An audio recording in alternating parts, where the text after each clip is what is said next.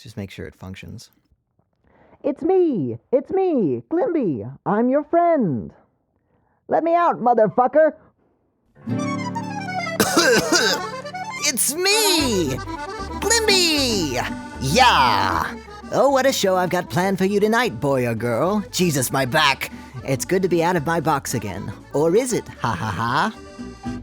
I welcome you all into my gracious pit. Make yourself at home. Yes, wipe your boots on the carpet. Ruin my shit. Please, I insist. In fact, I love it when people ruin my shit, and it makes me feel proud and important.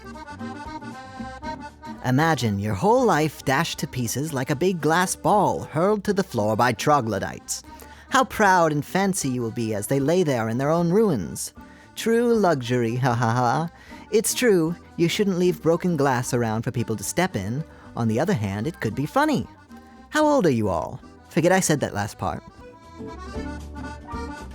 Well, feel free to go ahead and click on whatever you like around my home. I can't force you to ruin my life. Such is my respect for free speech.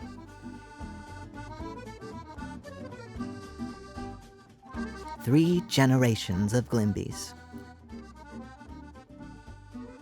I don't remember much about my mother other than that she would always tell me to wash my paws. Glimby, have you washed your paws? Yes, mother. Let me be and let me live. But still, she would never let it go. On her deathbed, she told me to always wash my paws. We never understood each other. It was like living in an elevator for 17 years. And then up top is the lovable matriarch, Grandma Glimby, who used to chase cats around. What a firecracker. When she brought us to this country, she changed her name to Glimby to make it sound less exotic. Her original name was Joseph Conrad. They say if you look closely into her portrait, her unhappiness follows you around the room. Stop looking in my bed! What are you implying? Fresh!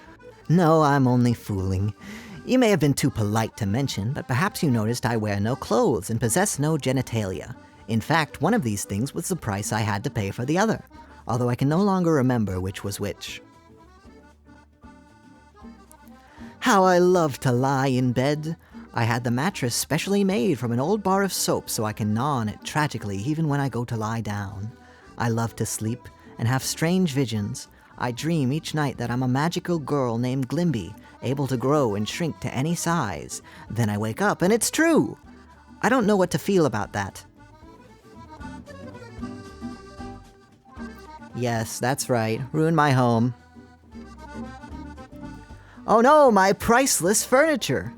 I'm kidding. It's a prop chair made of delectable balsa wood. You know, back in the day, I used to be friends with many theater people, or theatrical people. I can't remember which, and we'd have the most wonderful parties in my saloon, as they called it back then.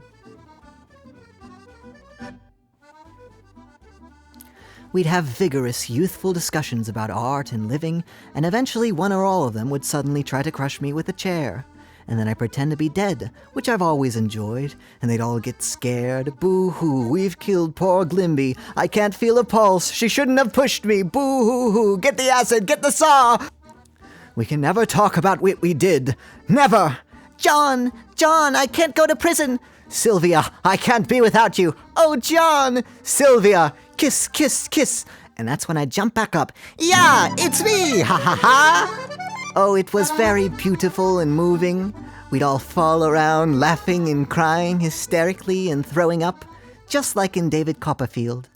Later, all of those people stopped showing up to my house. I'm still recording, right? Good. Good. 'Cause we're making it out of the Glimby with this one. Fire, fire, fire! Yeah! And it's only gonna get more heated as the story goes on. Let's see. Boop. Don't poke me. How plush I am, like a big velvet slug. I can tell what you're thinking because I'm psychic. Glimby, how does it feel to grow and to shrink? I am surely not surprising you when I say that it feels grand. Sometimes I have to stop myself from wiping out cities just from joy.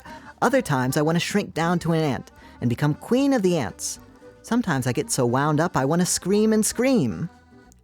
I shrink down to nothing and become a little screaming dot. It's inaudible to human ears, but cats hate it and they try to get me. This is just what you get with being able to grow and shrink.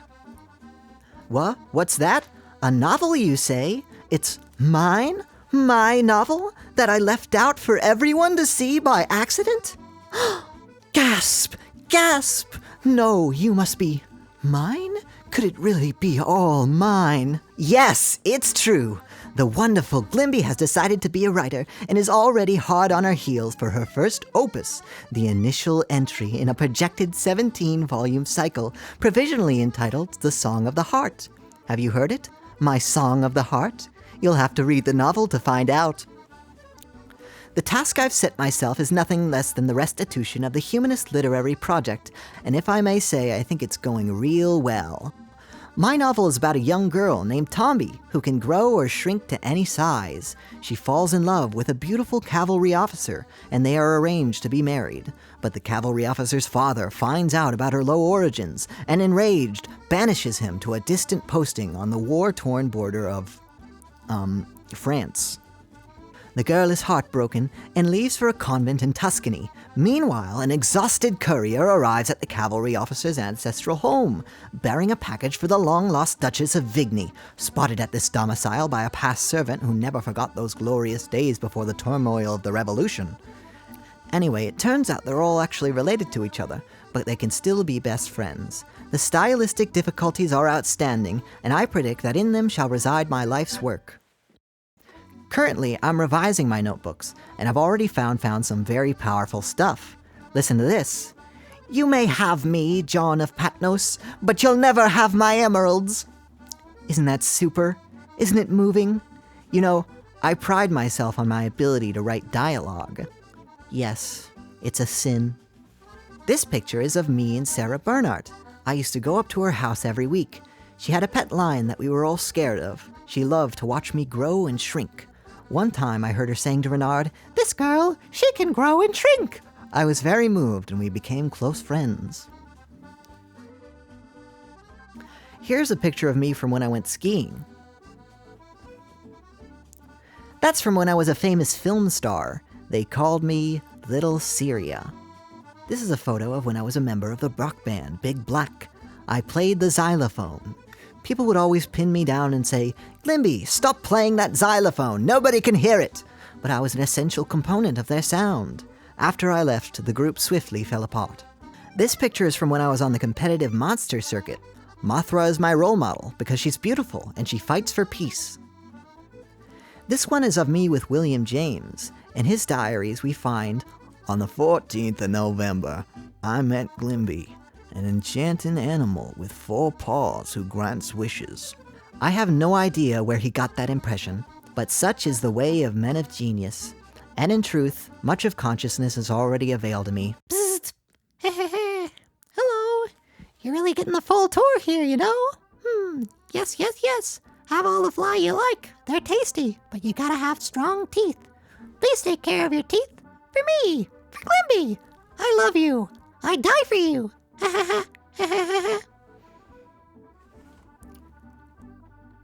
Of course, certain attitudes become a little ridiculous at this level. Certain phrases, certain posturings.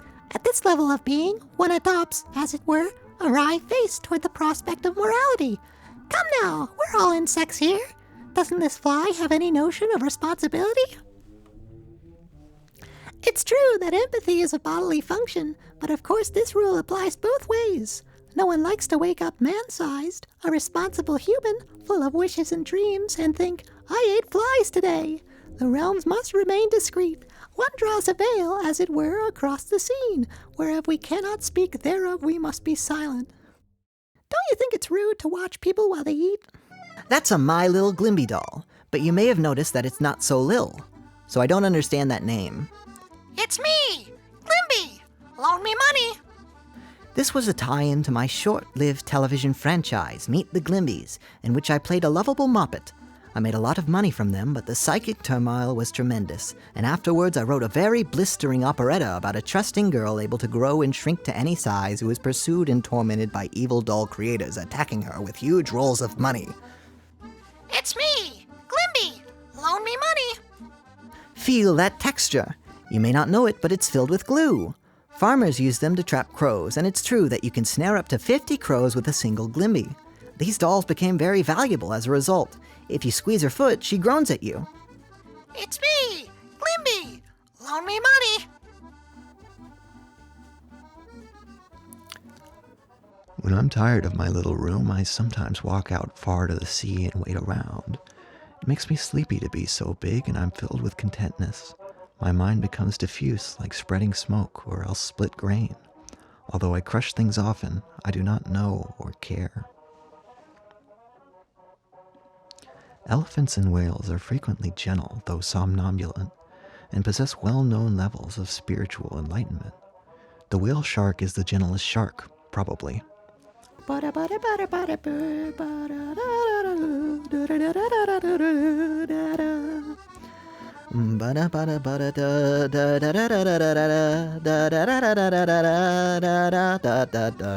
said don't poke me. Go listen to a different one.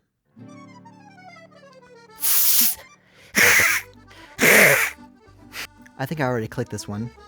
I think I already clicked all of these. Alright. In that case, I think we're done. Wow, what a great time, Glimby. Thanks for letting me destroy your house. Bye. Their talk is over. The long day passes. Glimby's eyes grow weary. Slowly, she begins to gather up the dirty straw that forms the floor of her rude hut, and to clump it round in her reposed form. Bit by bit, she disappears, and you take it on yourself to leave. As you exit Glimby's cave, you realize you do not know where you are or how you got here. You are in a room of unspecified dimensions. You do not know these plants, this sky. You turn around, but the house is gone. You are lost inside a world you never made. Doomed, doomed, beyond the hands of Glimby. Here's a sticker to commemorate your visit. You kids still like stickers, right? All no man happy until